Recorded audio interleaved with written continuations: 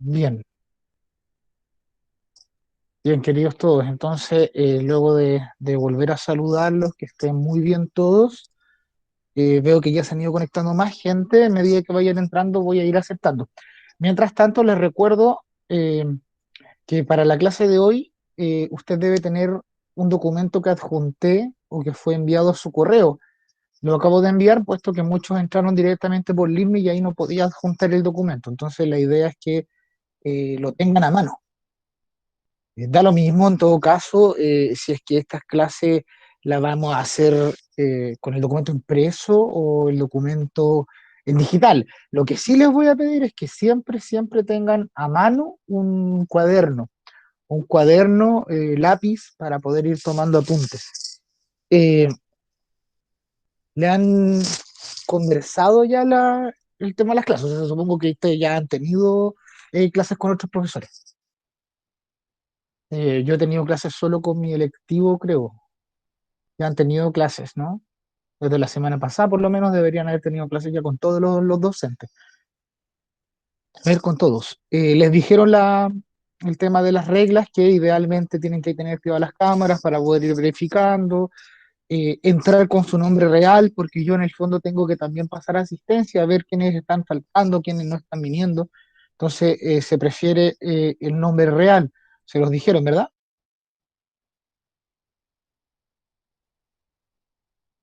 ¿Mm? Sí, profe.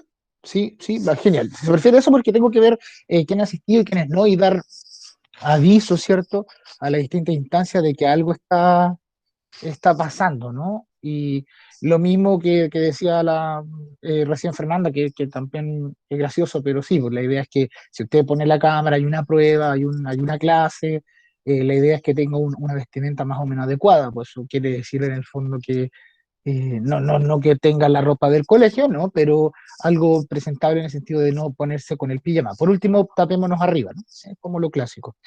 Esas son como las reglas bien conocidas para todos los docentes. Eso por un lado. Por otro, lenguaje, ustedes saben que nosotros tenemos, según nuestro calendario, 3 horas a la semana. Nosotros, ¿cómo nos vamos a dividir? Vamos a tener clases online 2 veces al mes. Eso quiere decir que es este lunes, el día de hoy, a esta hora, y el lunes 22, si no me equivoco, sí, 22, que va a ser a esta misma hora, ¿ya? No son ojo que no quiere decir que es lo único que van a hacer. En el fondo yo les voy adelantando material o enviándoles mail o haciéndoles llegar cosas, pero las clases fijas, usted sabe que es online por este medio. Perfecto. Son esas dos clases fijas. Por el momento se está estableciendo un mínimo de 2 clases online, eh, y porque, dado que yo trabajo con toda la enseñanza media, eh, decidieron dividirme un poco y por lo mismo con ustedes no los veo el primer lunes del mes, como antiguamente, como era costumbre, sino en esta fecha y a esta hora. Tengo entendido también que durante la jornada de mañana también tienen clases, entonces la idea es no sobrecargarlos, por eso que les pusieron lenguaje en la tarde. ¿Ya? Eso con respecto al lenguaje. ¿Sí? ¿Todos bien?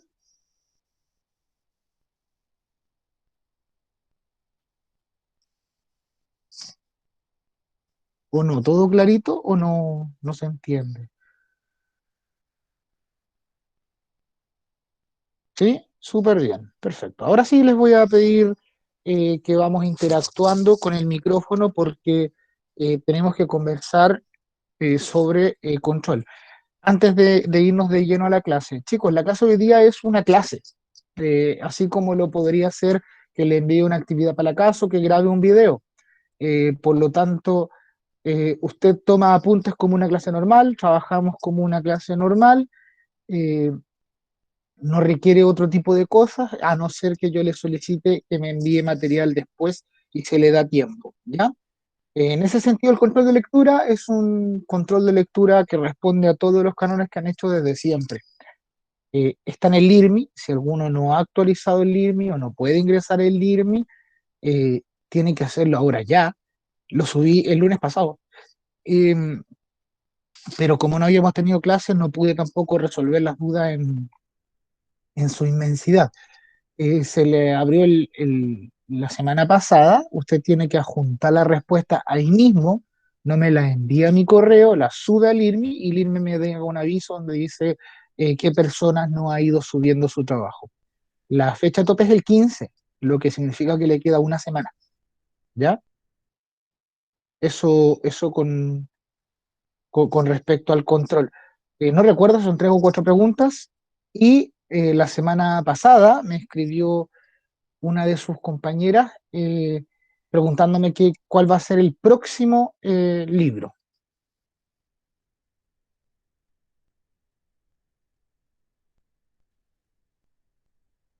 Como otra cosa de matemáticas, Fernando,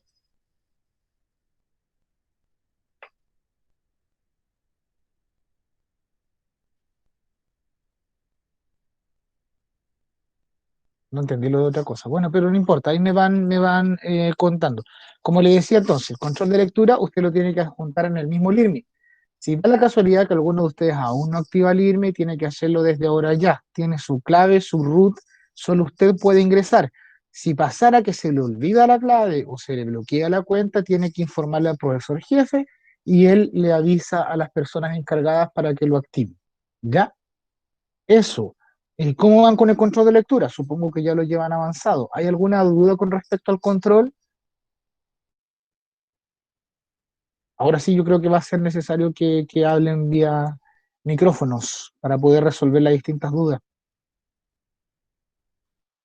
Con respecto al control de lectura, entonces, ¿tienen alguna duda, algún problema? ¿Han ido leyendo las preguntas? ¿No les queda claro algo, etcétera?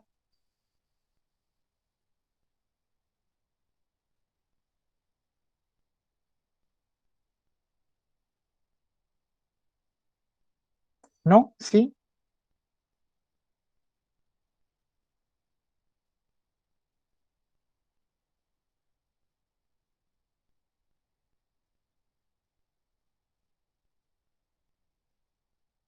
¿Chicos? ¿Están? ¿No están?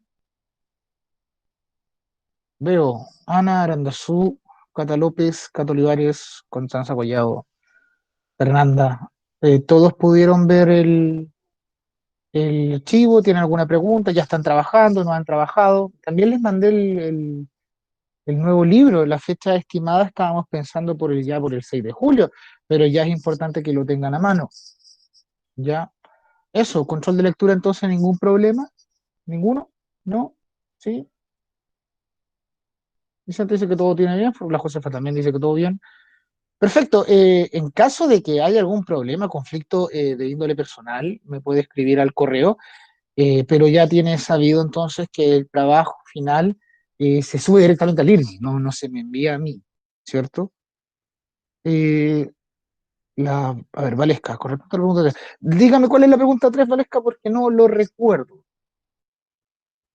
Así todos solucionamos dudas, o sea, que sirva también para ir resolviendo dudas con respecto al control de lectura. No recuerdo cuál es la pregunta 3, así que menciónemela o dígame algo de la pregunta 3 y yo le digo al tiro.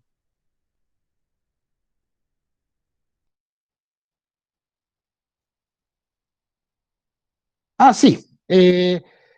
Identidad de personaje o grupos de ellos. Lo que pasa es que si nosotros pensamos en los distintos personajes o grupos, si se quiere considerar, qué sé yo, bueno, ustedes entienden a qué se refiere.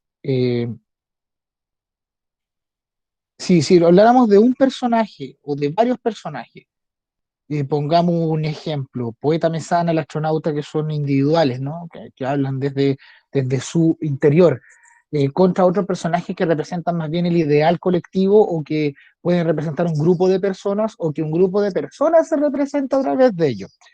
¿Cierto? Si usted selecciona ese tipo de cosas, se va a dar cuenta que efectivamente van a haber personajes muy individuales que les interesa solo su beneficio o que viven su propio mundo, que también puede darse, pero que también existen una serie de personajes que representan lo colectivo, el interés de la mayoría, el grupo preocupado de su mismo grupo, entre otras cosas. Eh, Entonces, cuando usted menciona esto, ¿quién representaría cada uno y más o menos en qué parte se ve? Cuando hablamos de qué episodios, no quiere decir que usted lo escriba eh, directamente en copiar y pegar, es decir, con punto y coma. Quiere decir que usted en el fondo tiene que decir qué pasó o cuándo se dio cuenta dentro de su lectura de que eso efectivamente es así. ¿Cierto? Por eso se habla de fundamentar en episodios. Y por otro lado, en algún momento del texto se dan tres señales que indican el cierre de una oficina salitrera, ¿no?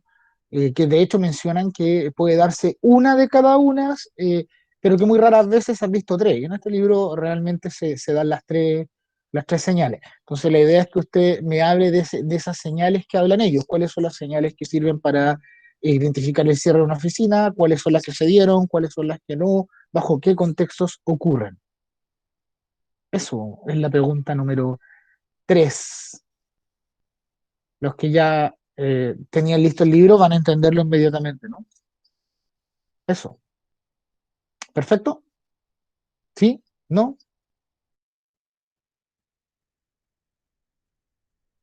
¿Sí? Súper. Vamos entonces al cuaderno. Eh, Me siento extraño como no escuchando a nadie, pero supongo que durante la clase van a ir eh, hablando de distintas cosas o preguntando de distintos temas. Eh, Les voy a pedir que ahora sí tengan a mano esta guía que les envié a su correo. Los que aún no lo saben, está en el correo de tercero medio para que puedan bajarla. ¿Ya? Listo, vámonos allá. Les voy a presentar entonces lo que tengo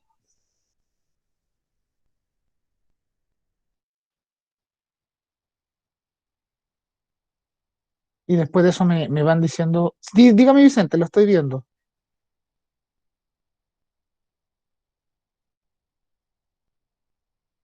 Oh, no recuerdo, creo que no. Sobredosis, no, creo que no. No, sobredosis creo que no está considerada. Creo, no recuerdo. Pero les puedo volver a dar todos los libros de nuevo si en el caso de que alguno no los tenga. Bien, están todos con la guía. En este minuto deberían ver la guía en su pantalla, ¿ya? Todos tienen la guía a mano, ¿cierto? ¿Sí? Entonces en su cuaderno va a anotar la fecha del día de hoy y va a poner eh, como título qué tan experto soy. Si alguno quiere escribirla directamente acá, bienvenido. ¿Qué le diría yo? Le diría que lo que le conviene es ir anotando respuestas en el cuaderno como una manera de juntar o recolectar su contenido, su materia. Recuerden que todo este tipo de cosas van evaluadas. Eh, Podemos hablar de notas aún, pero después de la reunión yo creo que van a quedar mucho más claro porque en la reunión de apoderados se involucra ese tema, se toca el tema. ¿Ya? Eso. Vámonos a la guía. Todos las tienen a mano, ¿cierto? ¿Sí? ¿Qué se hace cuando uno empieza a investigar? La guía nos dice que tenemos que seguir una serie de pasos, ¿no? El paso número uno, que es delimitar el tema. ¿Alguien sabe qué significa delimitar el tema? Para eso necesitamos los micrófonos. ¿Qué es delimitar el tema?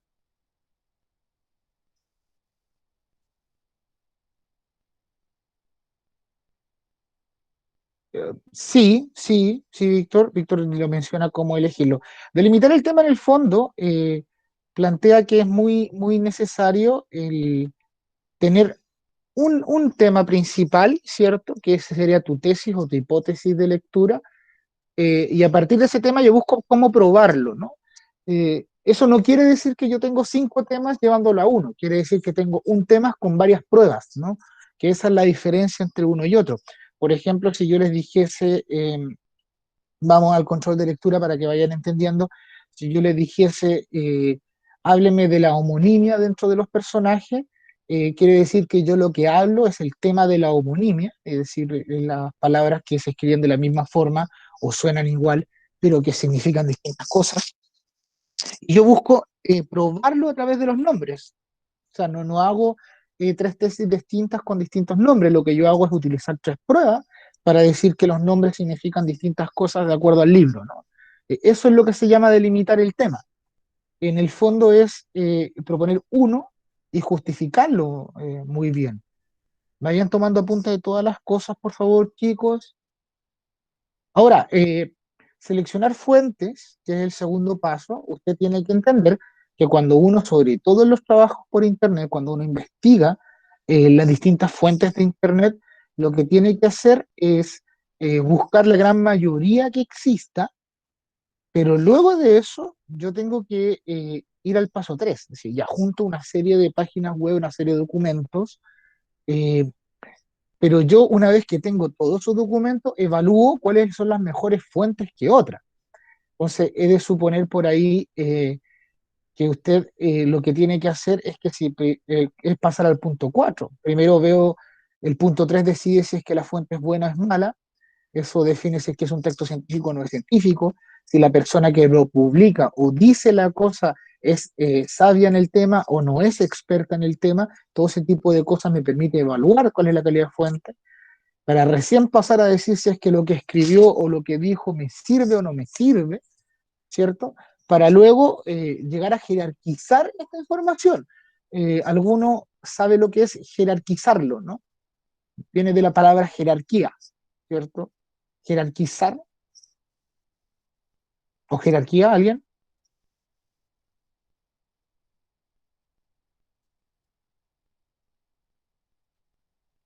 Los oigo, los leo. Supongo que sabe lo que es jerarquía, ¿cierto? Uh, sí, me gusta más Nicolás que dice ordenar, porque no es que esté malo Vicente, de hecho tiene razón, es similar a lo general de lo específico, pero se refiere justamente a la jerarquía en su máximo sentido de la palabra. Tal que la jerarquía proviene de esta idea de la familia jerarquizada de la época de la nobleza, de los reyes, donde el máximo era el monarca, ¿cierto? Que era el que estaba en la cabeza del Estado, en la cabeza del gobierno, y luego empezaban los nobles para luego llegar a la iglesia y luego llegar al pueblo y toda esta idea de que la sociedad fundada como estratos. Cuando yo jerarquizo información, en el fondo lo que yo hago es ordenarla, elegirla desde la más importante o la idea más importante que yo tengo hasta la idea más simple que yo tengo. Si lo llevamos a ámbitos prácticos, usted lo que le va a pasar siempre en estos textos es que usted debería llegar con un tema y más o menos cinco pruebas, ¿cierto? Más o menos, es lo que uno siempre más o menos baraja. La idea es que de esas cinco pruebas yo me doy cuenta que la quinta realmente no es muy fuerte, la cuarta anda por ahí, la tercera, la segunda y la primera son las muy buenas y esas son las tres que yo ocupo para justificarme. Eso se llama jerarquizar, que en el fondo yo pongo en primer lugar aquella que es la que yo defino como la mejor fuente, la mejor idea, la mejor defensa que yo poseo y empiezo a disminuirla según la calidad o según lo que yo tenga. Si se pone a pensar, es técnicamente lo mismo que hace durante todas las pruebas de los libros y que ahora le va a servir exactamente por lo mismo, ¿no? Porque se trata de jerarquizar el centro de información que voy a decir. ¿Cierto? Y luego de eso, de que yo jerarquizo, que tengo las fuentes, que ya discriminé, que logré tener estos tres puntos, luego de eso yo agrego todas estas ideas eh, en un solo párrafo, ¿cierto? Y voy construyendo los argumentos. Eh, por eso que cuando usted hace, por lo menos en las pruebas de control de lectura, por eso que cuando usted organiza las ideas, le agrega la información y opina y pone las bases, los ejemplos, los fundamentos, por eso que cuando usted hace eso, los párrafos empiezan a extenderse, ¿no? Empiezan a tener una mejor eh, visión, están mucho mejor conformados, ¿no? Bien. Eh, luego de eso, si usted lo ve, aparece una serie de preguntas, ¿cierto? Que es más que nada, no la dejo como una especie de tarea, lo dejo más bien como una especie de reflexión. Eh, si yo le pregunto en qué situaciones sueles investigar, obviamente la gran mayoría me va a decir, claro, cuando el profesor de ciencia me dice algún informe, lógico, ¿cierto? Cierto, pero yo lo llevo un poco más allá. Eh, ¿En qué situaciones personales usted suele investigar? De acuerdo, tal vez no para conformar un argumento, pero ¿cuándo, en qué situaciones personales usted suele investigar? A ver, ¿quién me dice cuándo? ¿Quién?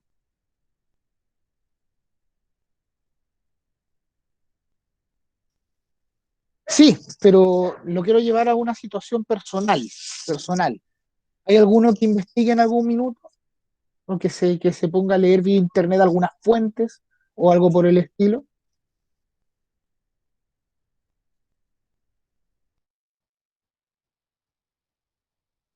Por ejemplo, Nicolás, ¿cuándo a usted le interesa algo? ¿Cuándo fue o cuándo ocupa esto? Sí, yo también me pasa, Víctor Pinedo, cuando discuten ideas en las redes sociales, hay personas que les gusta leer una noticia o informarse para poder opinarlo. Y es verdad. Eh, sí, Nicolás dice, cuando nos interesa, le pongo un ejemplo, Nicolás, ya que me dio esa idea, que me gustó. Eh, yo la última vez que investigué, por ejemplo, alguna información fue cuando me iba a dedicar a ver una serie de, de Netflix, ¿no? Que fue ahí me puse a investigar para poder decidir cuál era la mejor opción. Hago lo mismo cuando yo quiero ver alguna película, o ustedes no lo hacen, o ustedes no lo hacen. No investigan, ¿no? Ven la película o la ponen así, play directamente.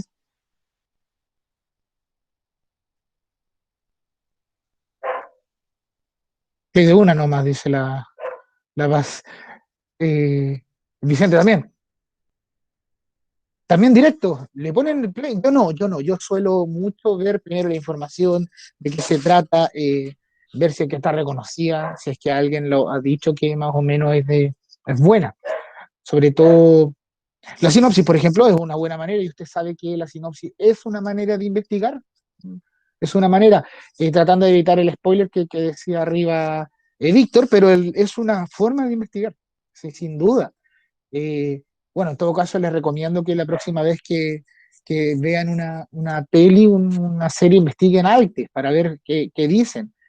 Eh, en mi caso, yo traté de ver series así nomás y no terminé decepcionado, así que prefiero mejor buscar alguna información del hecho, ¿cierto? Eso. Por ejemplo, ahora viene la tercera temporada de Dark. Supongo que alguno la va a ver. Y Dark sí o sí tienes que buscar información porque es muy enredado. Ahí tienen una buena fuente. Supongo que ya muchos no se acuerdan de los árboles genealógicos que salen.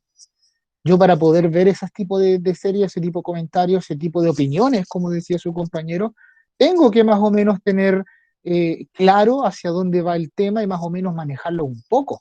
De lo contrario, no serviría mucho tratar de sumarse. De hecho, planeo no solo en la conversación tipo Netflix, sino también bueno, en el arte en general, en el cine pasa exactamente lo mismo. O sea, piensen ustedes que hubo chiquitos que fueron a ver Joker, ¿no? Al cine y los llevaron los papás esperando ver la idea de secuela de Batman, ¿no? Y lo que menos tiene es Batman. Entonces, ahí tú tienes que sí o sí manejar un tema, ¿cierto? Yo cuando fui por lo menos al cine al estreno, él estaba lleno de niños, pues los niños se aburrieron a los 10 minutos de la película porque no es para ellos, pues. Ahí es cuando tú tienes que manejar un poco de información de antemano. ¿Se entiende, no? ¿Sí? ¿Súper? ¿Cierto? Esa es la idea. Sí, cuando tienes dudas y cuando en el fondo quieres aportar, como dijo su compañero arriba, o sea, imaginemos que hay gente que le encanta tener discusiones, por ejemplo, por redes sociales, y generalmente hay gente que se informa o lee como para poder discutirlo, ¿cierto? Y tiene las dos, pues si me interesa algo, por supuesto que leeré de eso, o por supuesto que buscaré información de eso.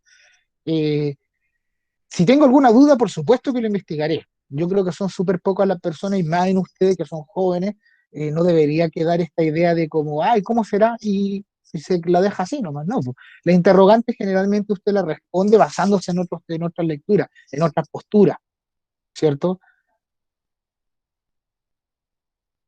Sí, eso. Sigamos en, en, en en el texto. Eh, ¿Cuáles son las fuentes que ustedes visitan en cada caso? ¿Qué fuentes? ¿En qué se basan? ¿Dónde lo buscan? ¿Cuáles son? Yo tengo una idea preconcebida de cuáles son las fuentes que usted ocupa.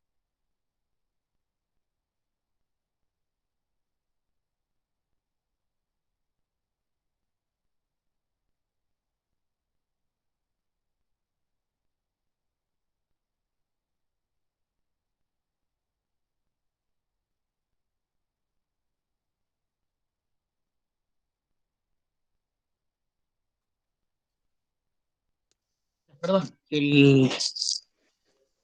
me había quedado fuera mi perrito. Eso, ya. Fuentes, ¿qué fuentes ocupan para verla? Yo he de suponer que eh, existe un amplio espectro que ocupe fuentes rápidas, por ejemplo, Wikipedia. Supongo que hay muchos que lo ocupan, ¿no? Sí, ¿no? Google Scholar es una muy buena fuente cuando yo quiero hacer un trabajo informativo o expositivo de índole científica e investigativa. El Google Escolar es muy bueno. También se le llama académico, por si acaso, para que lo puedan tener. ¿No leen Wikipedia, Cato Olivares, Yara?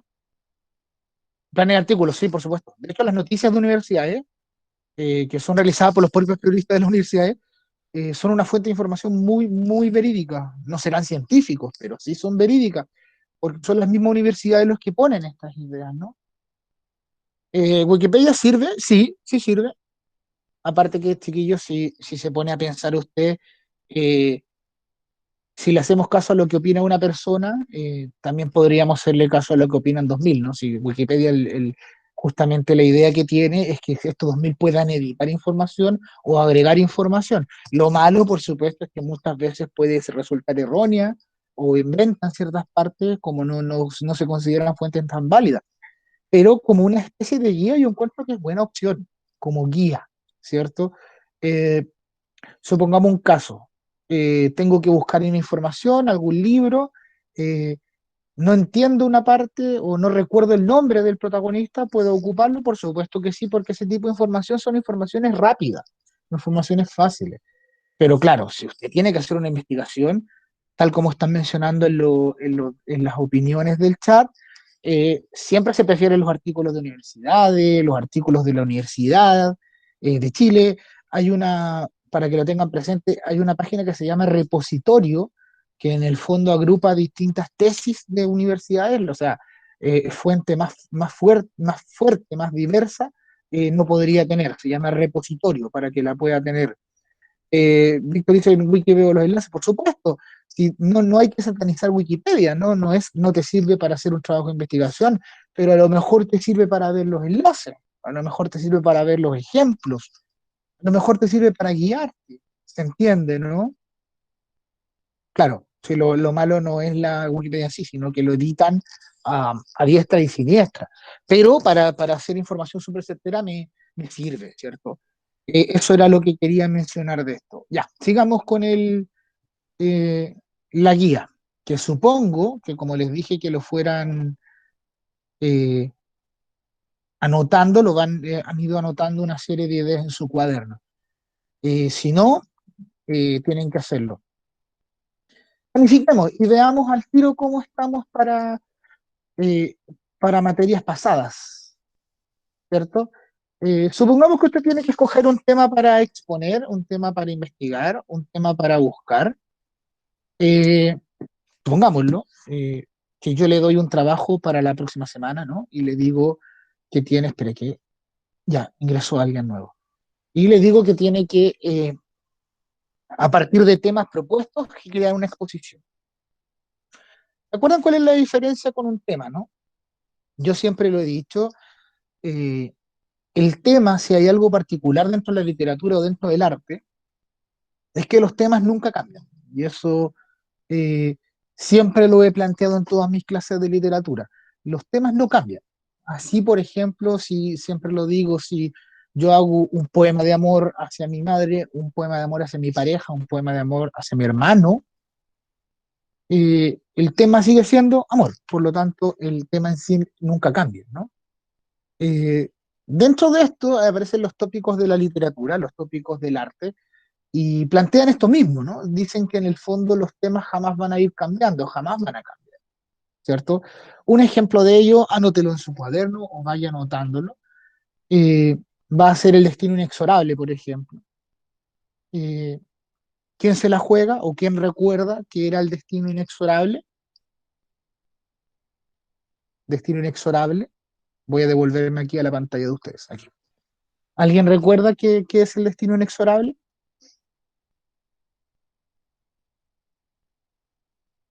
Sí, en literatura, en el arte, en el cine, por ejemplo, ¿cómo funcionaría este destino inevitable?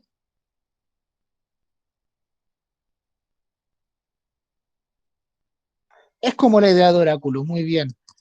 Sí, es la idea de destino final, plané, exactamente. Tiene que ver, para que lo anoten en su cuaderno entonces, tiene que ver con esta idea temática, con el tema en el que yo por mucho que cambie las circunstancias, jamás voy a poder cambiar el destino, ¿cierto? La idea proviene de Grecia, estamos claros, que es cuando la idea del oráculo, ¿no?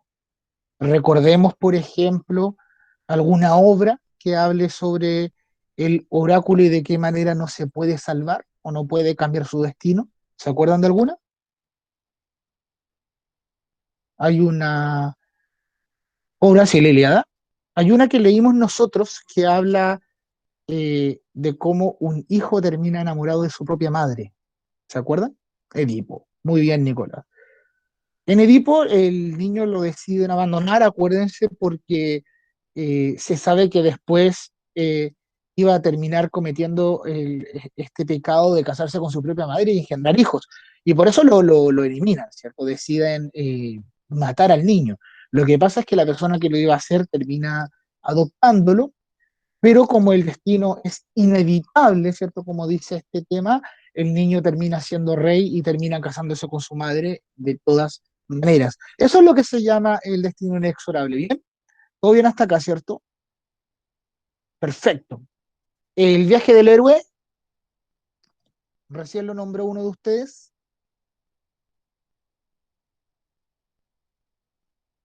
¿sí?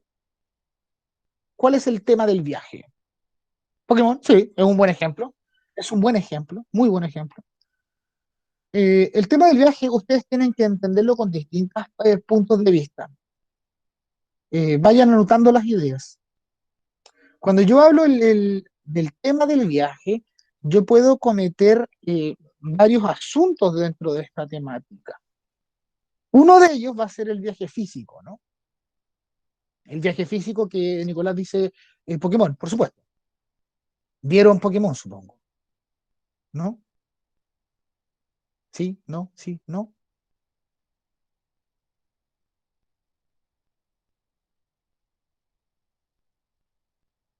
Hobbit, muy buen ejemplo. La primera, perfecto.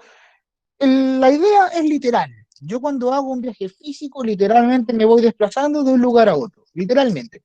Voy a una ciudad, camino hacia otra, llego hacia otra. Generalmente porque voy buscando algún punto final, algún punto fijo. Eh, Así, por ejemplo, en El Señor de los Anillos voy a buscar exactamente el volcán para poder destruir el anillo, ¿cierto? Esa es la idea. Yo transporto de un lado totalmente físico. Into the Wild, por ejemplo, donde el tipo se va a vivir al campo, perdón, a la selva y termina muriendo ahí, ¿cierto? Esa es la idea. Eso se llama tema del viaje, pero el tema del viaje físico. Ahora, hay un tema del viaje que también se llama tema del viaje espiritual o búsqueda espiritual. ¿Cierto? ¿Lo han escuchado hablar? Anótelo en su cuaderno entonces. Temas de viaje.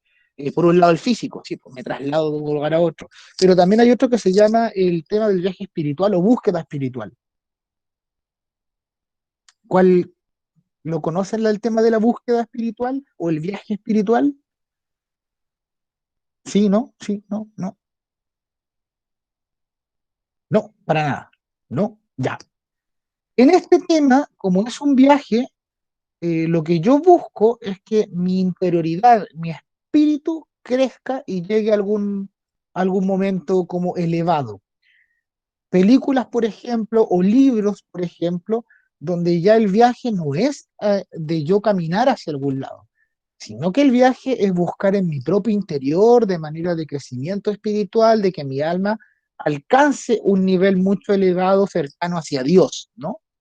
Aquí usted va a ver, por ejemplo, las clásicas películas o libros que hablan de los Taulín, de la gente hindú, que a través de ciertas eh, maniobras o ciertos elementos que le enseñan las religiones, ellos pueden acercar su alma hacia un estado más bendito, ¿no? Más divino. ¿Se entiende la idea? Es como crecer. Sí, es como crecer como persona, ¿no?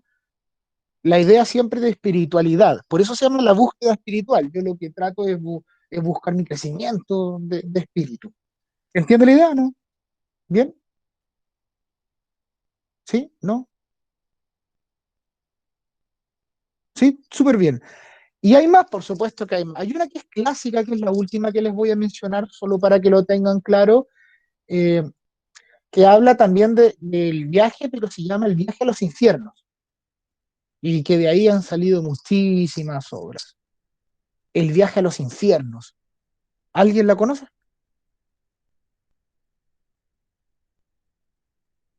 ¿No? ¿Sí? No, para nada tampoco. Ya. Anótenlo en su cuaderno literal. El viaje a los infiernos corresponde a cuando, por algún motivo, el protagonista tiene que viajar hacia el mismo Valle de la Muerte a buscar un alma, a conversar con algún demonio o a ayudar a que un alma haga esta transición hasta llegar al Valle de los Muertos, ¿no? Eh, Hay una obra que es de Dante que se llama Infierno, el infierno de Dante. Hay un juego también basado en Dante, que es de PlayStation 3. Eh, Hellboy sirve, ¿cierto? Además de los clásicos griegos, que es con la clásica idea de, y lo van a recordar porque lo han escuchado, es la clásica idea de cuando hay una barca, ¿no? Y que esa barca te puede cruzar hacia el Valle de las Almas y que por algún motivo tú tienes que ir a buscar, a recuperar algo, ¿no? Este viaje que en definitiva es mezclarse, entrometerse de frente en el Valle de los Muertos, ¿no? En el infierno. Por eso se llama viaje a los infiernos. Eh, Eso, ¿todo bien?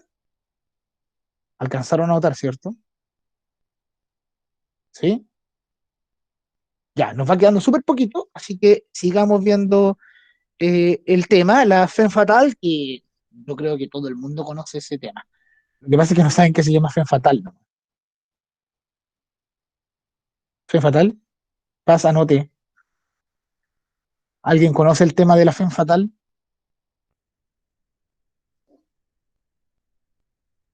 Puede ser, puede ser. Sí, es así, esa parte sí. La Femme Fatal quiere decir literalmente, para que lo anoten en su cuaderno, ¿no? Que es el tema donde por, no sé si culpa, no me gusta la palabra culpa, pero por alguna mujer eh, termina accediendo a lo más malo dentro de la persona. Femme fatal, se escribe femme fatale. Eh,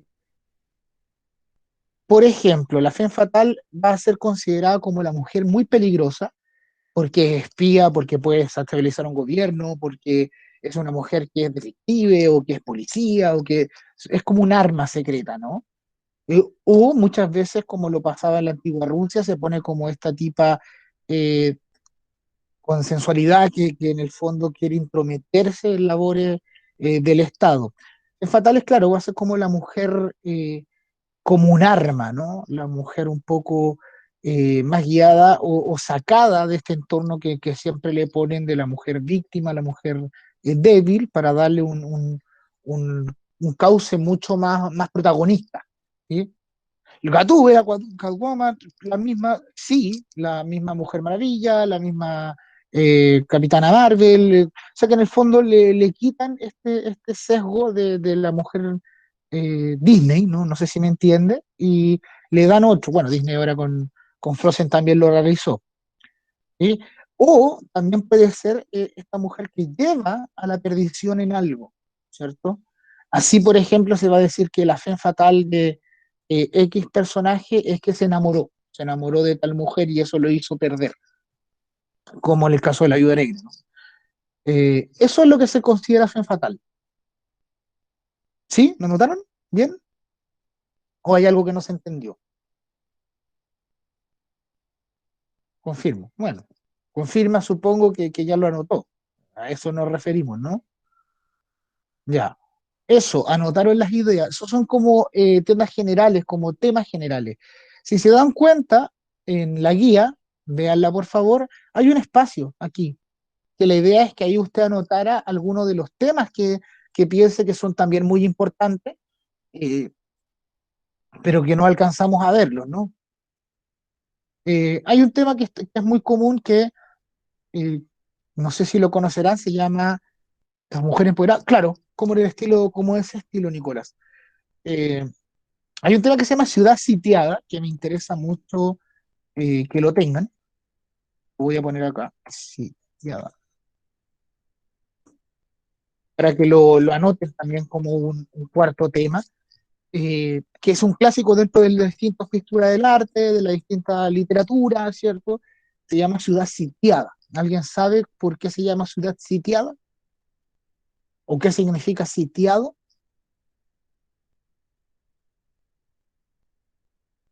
Para que lo anoten en su cuadernito, entonces, Ciudad Sitiada. Sí, pero sí, sí, Blane tiene toda la razón. Todo ocurre en el mismo punto y ese es un muy buen comienzo. Anótelo para que todos lo tengan. Todo ocurre en el mismo punto, porque por algún motivo, la ciudad donde vive, o la casa donde habita, o el lugar donde eh, está de alguna manera protegido y no se puede salir de él. Generalmente está asociado mucho a fuerzas militares o fuerzas de opresión, eh, que no te permiten salir desde un lado. O sea, estás siempre como en un gueto y en ese gueto, obviamente, las temáticas generalmente son de que quieren salir de esa ciudad o de ese estado, pero que están sitiados, pues no pueden. Están resguardados por alguna fuerza militar, por alguna fuerza indomable que ellos no pueden superar, ¿cierto? Entonces, eso se llama ciudad sitiada, ¿cierto? Y aquí viene el punto, muchas gracias Nicolás, porque si se da cuenta, la gran mayoría de películas distópicas, anexo, paréntesis, ¿qué significa o qué es una película distópica? Eso lo vimos en los mundos de la literatura. Distópico. Claro, sirve Star Wars, pero vamos a la palabra. ¿Qué quiere decir algo distópico? Sí, Silent Hill también. La palabra distopía, para que lo, juego el hambre también, para que lo tengan presente, el mundo distópico es un mundo que primero, por algún motivo, destruimos la utopía que era vivir. Recuerden ustedes que la eterna utopía de la ciencia dice que gracias a la ciencia nosotros vamos a lograr buena vivencia, ¿cierto? Vamos a tener máquinas para todos, se nos va a hacer la vida muy fácil y todo lo demás. La distopía plantea lo contrario, plantea que por el mismo flujo de la ciencia o por culpa de nosotros mismos, eh, o por algún invento mal hecho, nosotros logramos lo contrario, ¿cierto? Y ahí usted ve que todas las películas distópicas justamente se basan en ciudades sitiadas. Por algún motivo no puedo salir, por algún motivo tengo que enfrentarme, por eso que los Juegos del Hambre es distópico, ¿cierto? Porque por algún motivo ellos tienen que enfrentarse, nunca lo explican en la película, los libros sí, pero en la película no se explica porque simplemente están estos juegos que se tienen que matar. En Guerra Mundial Z pasa lo mismo con una invasión, ¿no? Y si se da cuenta, todos estos mundos distópicos o de este tipo de realidades cumplen con este requisito, o sea, yo estoy en un lugar y tengo que cambiar o tengo que llegar a otro para poder salvarme. Bird Box, por ejemplo, hace lo mismo. ¿Vieron Bird Box, cierto? La destrucción de nosotros por nosotros mismos. Sí, sí. Eso sí es el universo distópico. En el caso de Bird Box, por ejemplo, es una raza, digamos, del espacio exterior, pero cumple con los mismos requisitos. Es decir, estoy sitiado y tengo que buscar la salvación tratando de salvarme de esto mismo, Eso es lo que ocurre.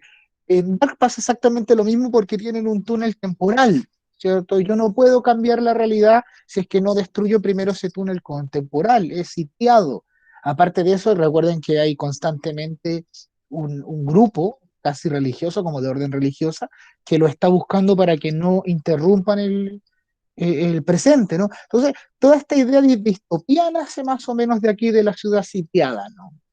¿Es un tema nuevo? Por supuesto que no. Hay libros de muy antiguos que hablan de esta misma realidad. Eh, Hasta la primera incursión en película en 1984, 85, no recuerdo, que ya es Steven Spielberg, pero antes de eso ya existían muchos libros que hablaban de la realidad. 1984, por ejemplo, que tocan este tema. 1917 sí tiene algo, pero lo vamos a causar más en el tema de la guerra, porque está justamente basado en la guerra. Tú te refieres a la del Oscar, ¿cierto? Porque hay otra, ¿sí? ¿O no? Bueno, pero le vamos a meter con temas de guerra. Ya, eso chicos. Eh, Vamos a saltarnos entonces hacia la última parte ya, para poder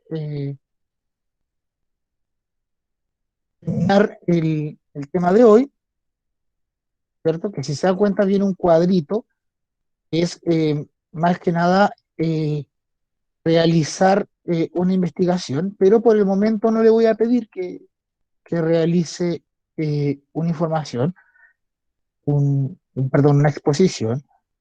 Lo que sí le voy a pedir es que se vaya hacia la actividad de abajo, esta, que dice crea el borrador de una infografía. Sabemos lo que es una infografía, ¿cierto?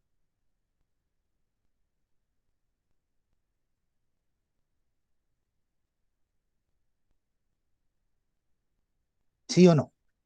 ¿No? Sí, es una imagen con información, anótelo por ahí. ¿Por qué? Porque me interesa mucho, porque es parte de los organizadores textuales. Yo lo ocupo principalmente para presentar una información de una manera un poco más amena, ¿no? Que no sea tanto el texto bruto que usted tenga que leer, ¿cierto? Las dos, tres hojas, sino más bien de una manera mucho más relajada, o sea, que sea agradable verlo. A eso se refiere una infografía.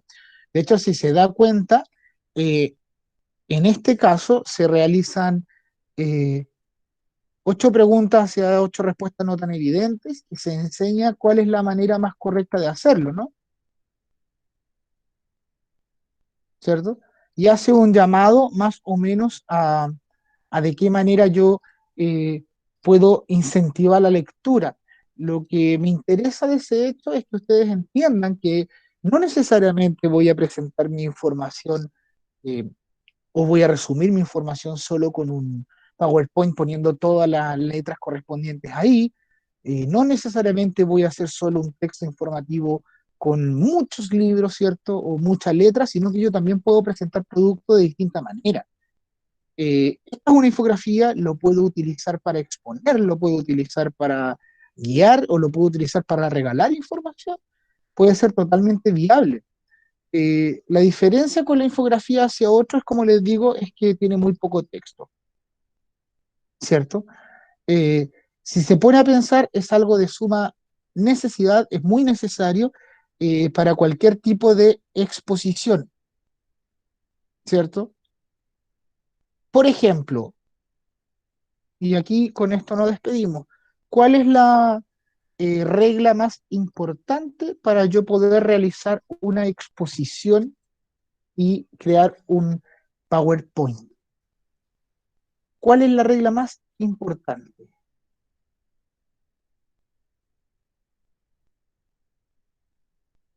¿Se la sabe? No, no se la sabe.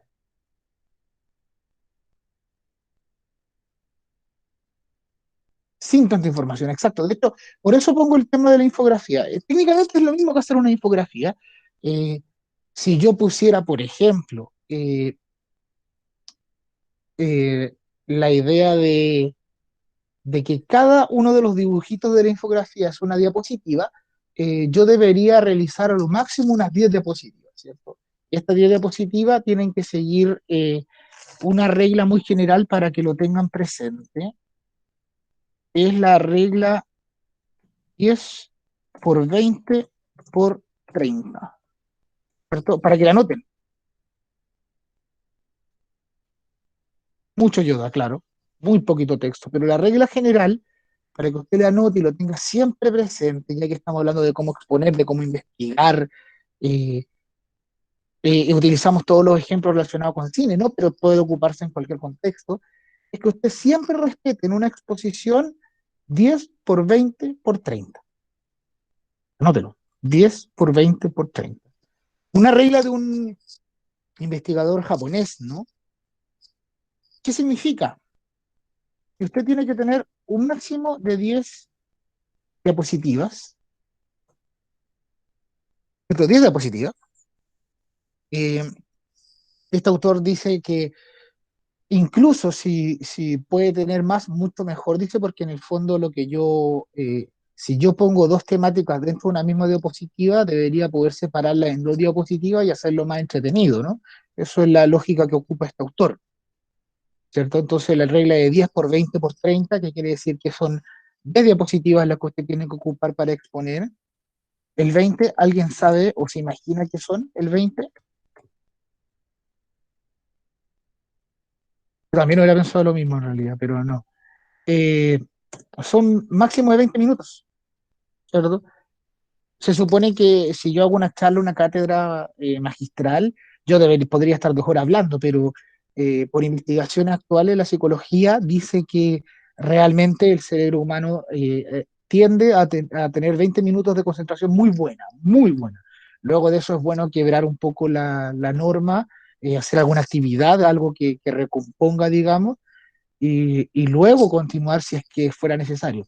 En el caso de ustedes, yo creo que 20 minutos es muy buen tiempo para que ustedes terminen, pensando en que si un adulto se concentra durante 20 minutos, una persona más pequeña va a tender a aburrirse más pronto, ¿cierto? Antes.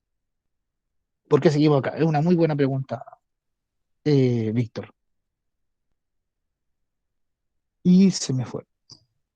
Eso, 20 minutos y 30 es 30 de fuente, ¿no? 30 de fuente. Dice este investigador que eh, si no podemos poner una letra de tamaño 30, quiere decir que estamos poniendo demasiado texto. Claro, de tamaño 30. Dice que 30 es un buen modelo porque pensando que tiene que haberlo hasta la última persona que esté viendo la exposición, 30 es un número bastante variable, ¿cierto? De ese tamaño. Si yo pusiera, por ejemplo, la letra tamaño 30, dice él, y me diera cuenta que se ve demasiado texto, quiere decir que efectivamente estoy poniendo mucho texto. Lo que yo tengo que poner es más que nada el subtítulo, la palabra guía o algo que me mantenga hacia eso. ¿Cierto? Sí, es para que se logre ver bien y para que usted mismo logre ver si es que está poniendo mucho o poco texto, está bien de texto. Esa es la regla más grande de la exposición, la regla 10 por 20 por 30.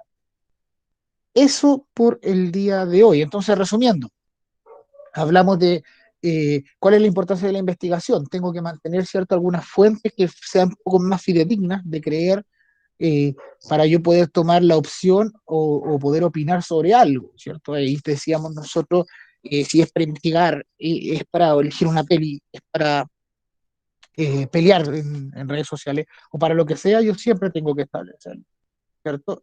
Por otro lado, dijimos también que los temas dentro del arte, ¿no? De que yo tiendo a buscar son los mismos temas siempre. Se plantean o se enseñan de manera distinta, ¿cierto? Pero básicamente son los mismos temas. Ahí pusimos 4 temas basados o más o menos que son los más utilizados, ¿no?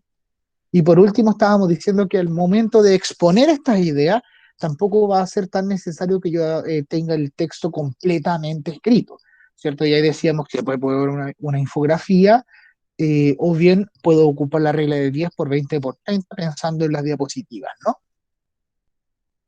Eso, eso es la clase del día de hoy. ¿Hay alguna pregunta antes de despedirnos? Con respecto a esto, con respecto a la materia, con respecto a cualquier cosa. Aranda, cuénteme.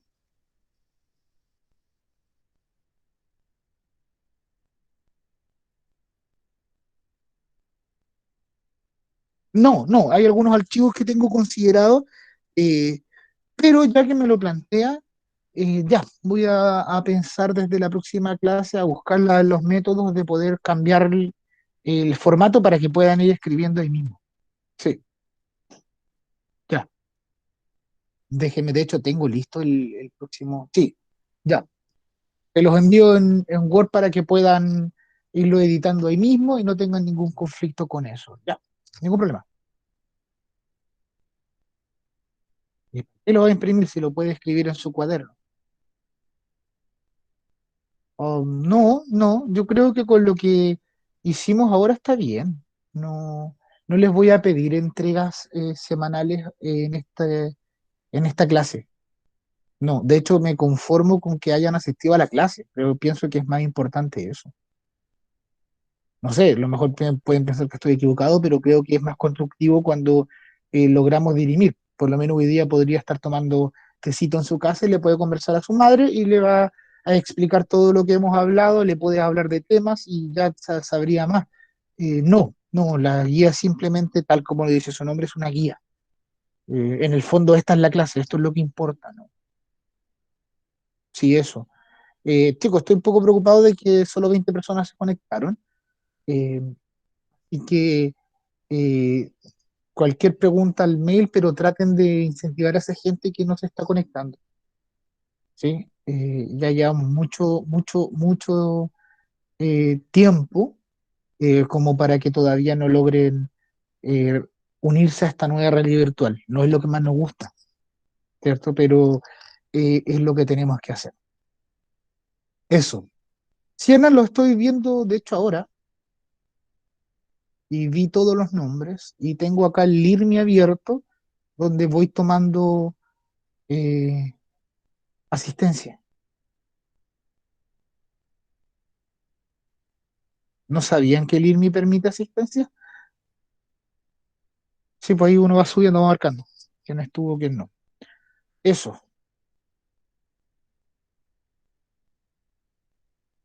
Ya, chicos, cualquier cosa con respecto al plan lector o cualquier trabajo me pueden escribir. Yo por el momento no le voy a pedir más actividades porque para el lunes tienen que entregar el control de lectura y pienso que con eso ya es mucho. Eso pienso. Bien, eso. Ya queridos todos, un gusto. Bueno, no sé si haberlos visto porque no los vi, pero un gusto que por lo menos haber tenido noticia de ustedes. Sí, tiene un hermano. De hecho, al principio queda sumamente claro que tiene hermano. Anda en las nubes el hermano. Sí. Ya, chicos, un tremendo abrazo a cada uno entonces. Cualquier cosa me puede escribir y responda por favor su control de lectura, que es lo más urgente que tenemos. Bien, ya, ha sido un gusto verlo a todos. Que estén muy bien, cuídense, no salgan de la casa.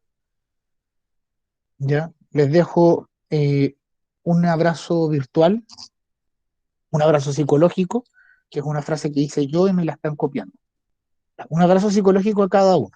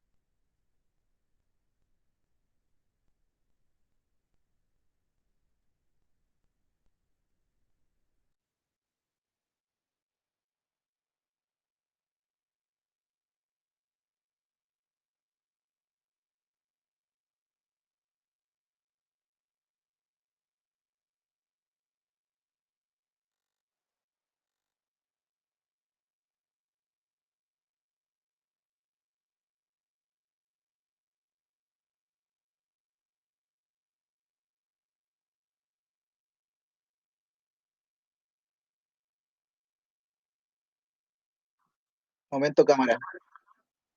No, el plané.